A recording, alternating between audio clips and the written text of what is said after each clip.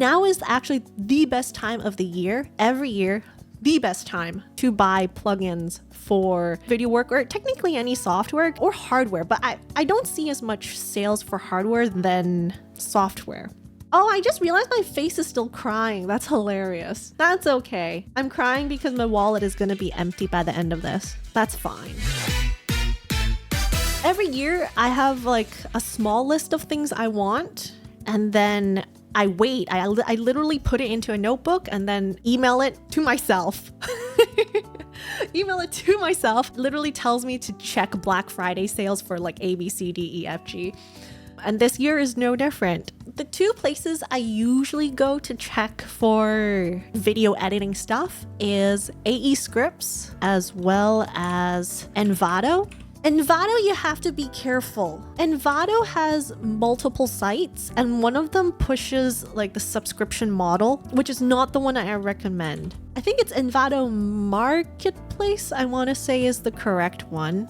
And it provides a lot of cool templates things as well as like sound effects. And it's basically anything you really need to create, period.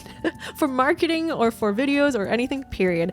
Stock photos, but I probably wouldn't go here for the subscription because it's expensive. I have to look at the pricing. It's so stupid. So yeah, these ones would be for the video plugins and things. Let me see. So for this year, I have 3 items that I am kind of eyeing. Deep Glow 2 technically, because I've been using Deep Glow, the first one, for years. I highly recommend this over the built-in glow effects in After Effects. So if you are making music videos, you either want to do some sort of like glow effect or like a full-on diffusion, make things sparkle a bit. Deep Glow is by far one of the most realistic and useful versions of like glowing text. I don't know how they advertise it. They say cinematic tone mapping, dirt texturing. There's a bunch of things that you can do. Blow your clients. Oh, okay. That's literally what they say, okay? This is some samples of what it looks like. It's more realistic and subtle at times, so I would highly recommend it. And of course, if you have the licenses for V1, it's only what, $25 to $35, but unfortunately it's $100 for V2. The original one was around $50 and they literally bumped it and doubled it in price. So I was waiting for a good sale. So unfortunate, rip me. I was on the fence. I was like, oh, I can still use V1 because it wasn't until early this year, 2025, After Effects, the program, it just stopped working. You can't keep plugins and stuff forever. One of my favorite typography scripting things is called Pan Motion Type. That died this year. Don't buy it. This is like my recommendation to not buy it. I used to use this script plugin thing a lot, but it just doesn't work anymore. Don't buy it. It died literally 2 weeks ago. It no longer works on the latest After Effects. But it has been such a time saver for typography. Because what I look for in video scripts and stuff is ease of use, preferably like one clicks, or if they have presets that you can fiddle around with. It works a lot better than if you have to open up another After Effects file, copy it, and then paste it into your working file. Because what I find is like 50% of the time, these so-called scripts or so-called plugins are just literally another After Effects file. Literally another After Effects file that you have to either import into your file or copy the specific parts of it into your file, and it's just a hassle than simply having some sort of UI to click it, and every time that like downloads from their servers, yada yada. But there's pros and cons for both. Footage Looper. This is one I just came across. Footage Looper. This is for Premiere Pro. What I find lately when I'm doing my video edits for YouTube is sometimes I use GIFs, right? Every time the GIF loops, I actually have to copy and paste the GIF again and again and again and again and again. It's not like in After Effects where you can just time loop the footage, right? There's no such thing in Premiere Pro. So it's only $10, super cheap, plus the 25% discount, it's $7. I'm getting it because it really saves me a lot of time. It can do it for anything. So it's not just like GIFs. I'm gonna continue saying GIF because that's what the original GIF person said it was gonna be. He said it was GIF. It's another one of those like one-click things. So I'm gonna get this one. And then the third one is interesting. It's another After Effects recently released. I'm looking for people who've tried it out because I don't know if this is good or not.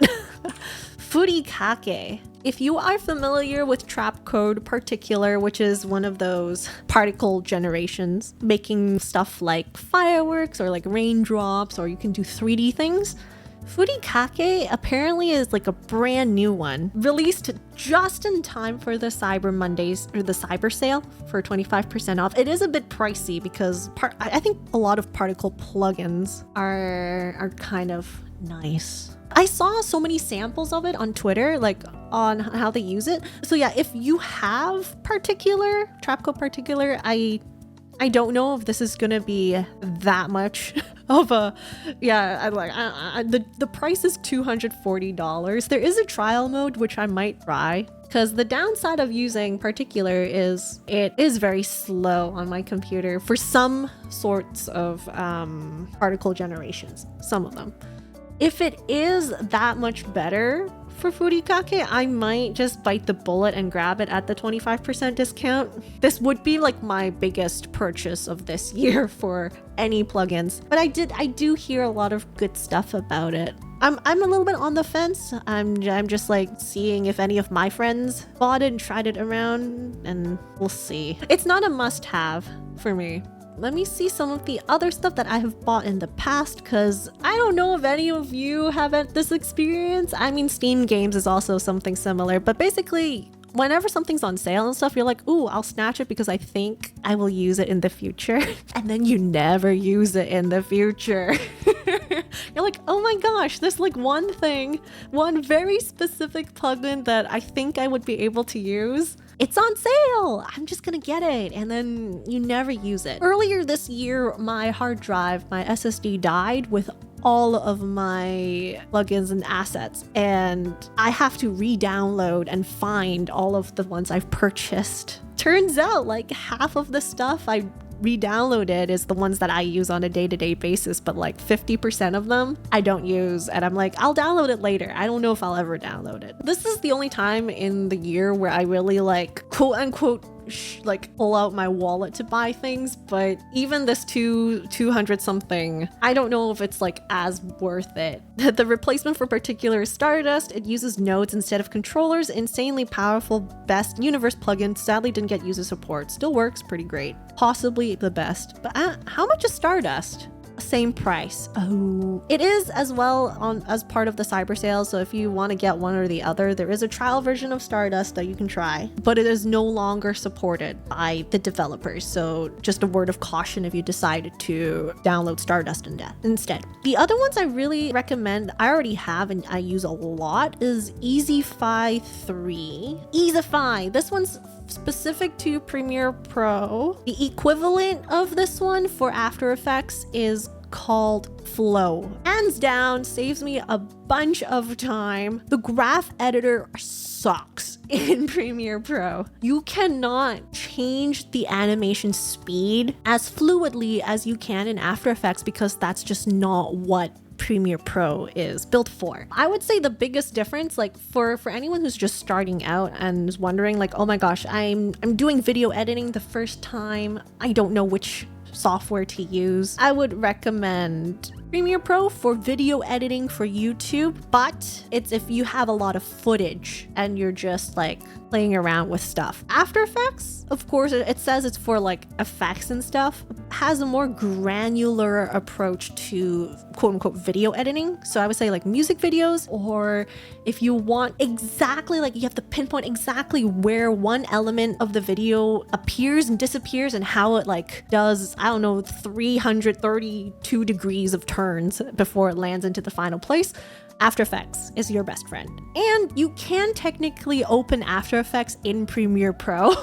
You can technically import After Effects into Premiere Pro for that nitty-gritty refinement, but it's a hassle. Don't recommend it. If your computer, like I consider my computer pretty strong already and it still lags and I don't know why. Easify, sometimes it bugs out. Smoothify I haven't tried, but this is the one I've been using for like a year-ish already. They just upgraded to version 3, so I did upgrade from the old one from 2 because I like the specific bounce and things that I can do. So the developers that made this one in particular has a bundle ultimate toolkit for Premiere Pro, but I don't really use, I mean Looper I guess is the same thing as the one that I was about to buy, but I don't really use markers, random wiggle. I use Sapphire instead. Sequence of, I don't really use shifter. I don't really use like a bunch of these things I don't use. The only thing I really need to do is edit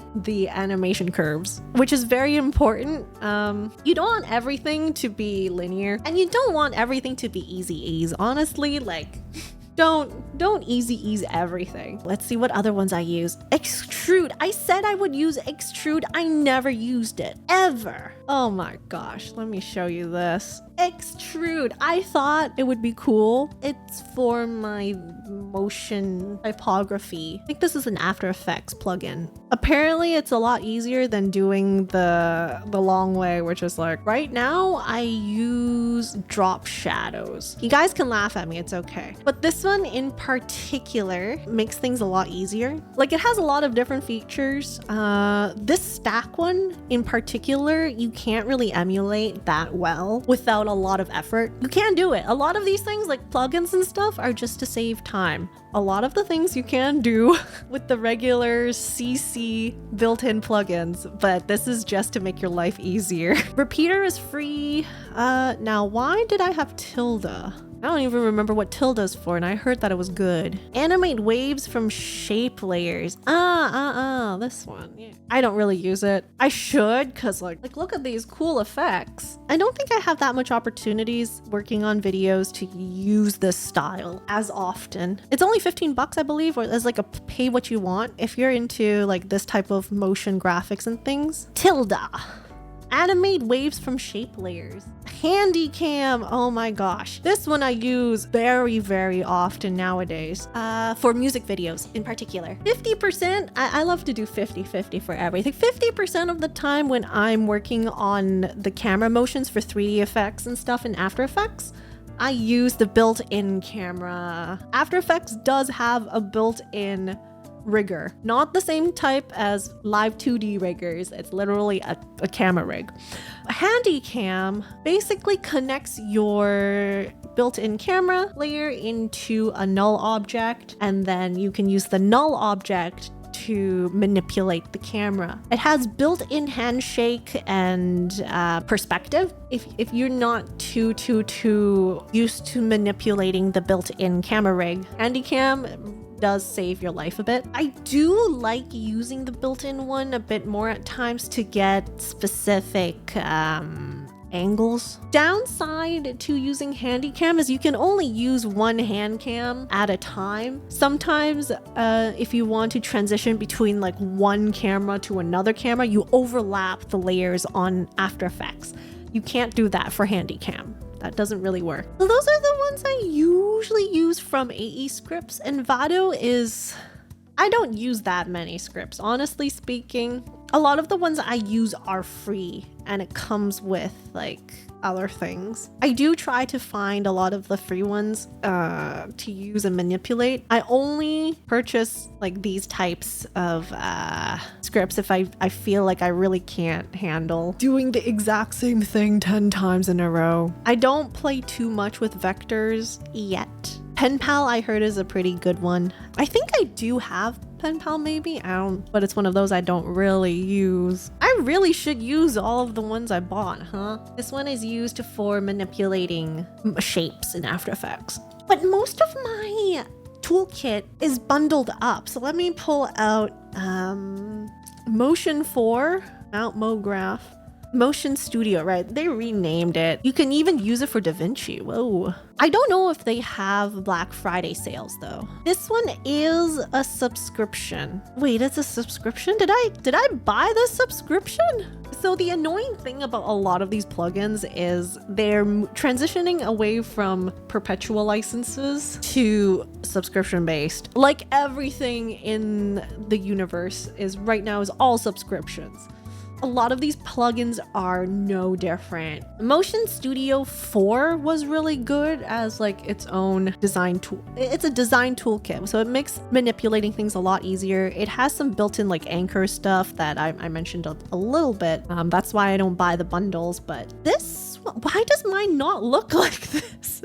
Am I using an old version? What is going on? Maybe they updated it and I didn't bother to update it yet. I'm using old stuff. But Motion Studio is really useful for both Premiere Pro and in After Effects. So the design toolkit is for After Effects and it can manipulate text. It can cut text into separate vectors. It can change colors very easily. What else? My favorite things to use, is the text break. This is probably the only thing I do.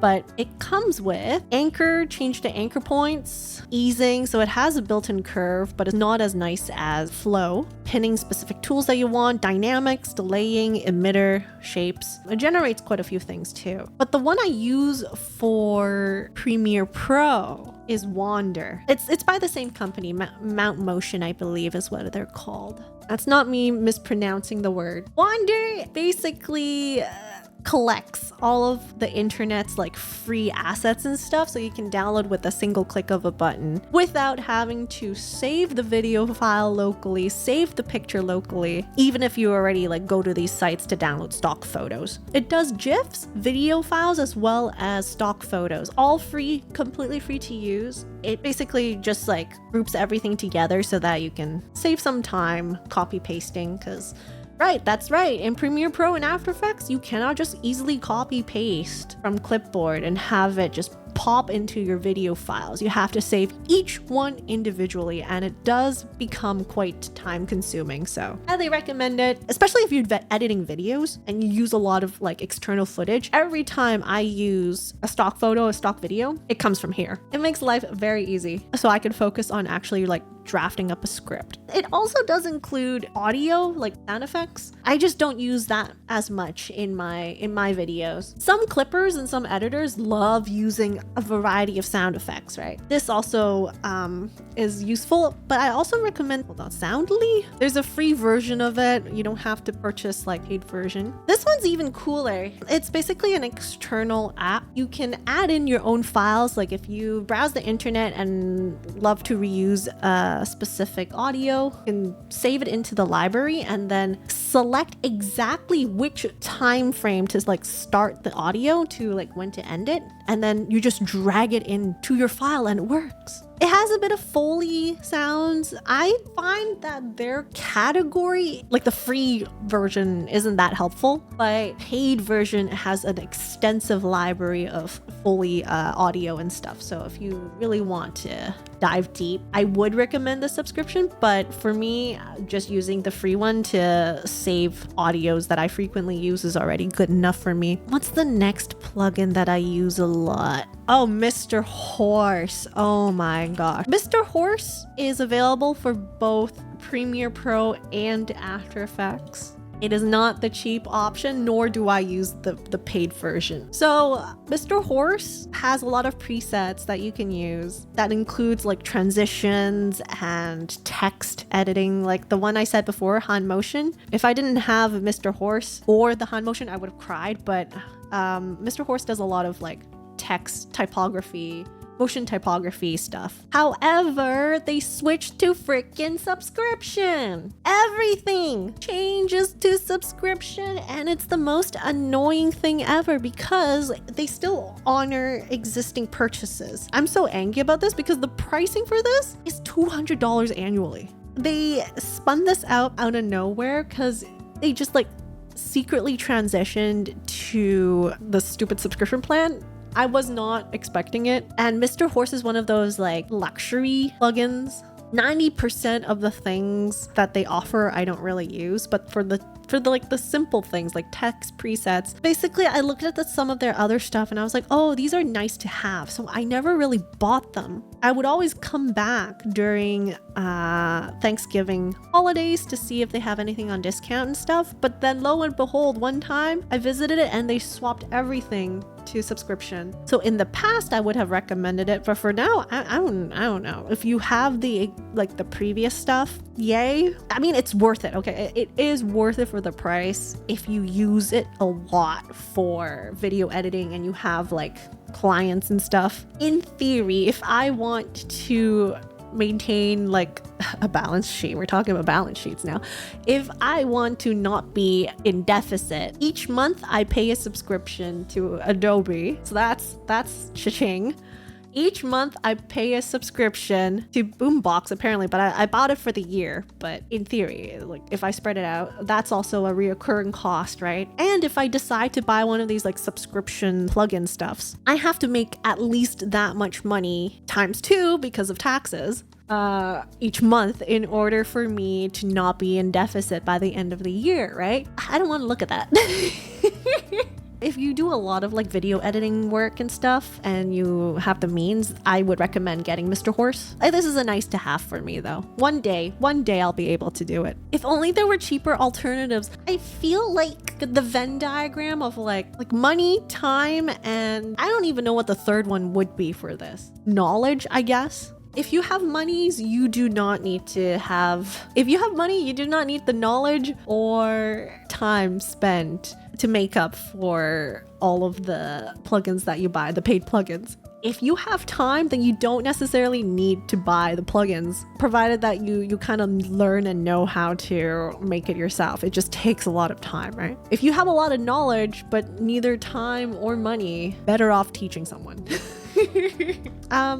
So this is one of the other plugins I use a lot. Boris FX Sapphire. You can buy a perpetual license for it. It's $2,000. I'm still using like an old version of Sapphire, not gonna lie. I don't even know which version. It keeps telling me that there's an update available. I'm like, nah. It literally is like, do you want to buy Sapphire or do you want to have a new model art? Literally, that's the pricing we're talking about here. Honestly speaking, Sapphire might be more worth it than a model art though. Not gonna lie. Because at least you can like make, how many videos does it cost me? So right now I charge $150-ish per video. I only need to make 12 videos. I need to have at least 13 commissions for music videos to buy it. Dang it, I'm not even halfway there. But a lot of these are for pros, like literally people that work in the industry and stuff. And if you already work in the industry, you don't have to pay for it. ×2 for taxes, correct. Oh, you're so correct, yep. So you don't have to pay as much taxes if you throw the money back into your business. Wink, nudge, wink, wink. And I can go over how I do it for taxes during tax season. I think that would be pretty important. Keep your receipts. Yes, they can do and will do audits. Apparently, Jesse Cox, one of my favorite content creators, has been asked for an audit. Sometimes you can go to booth app creators and stuff. They don't publish in these big sites, but I want to say Moida, but I'm not sure.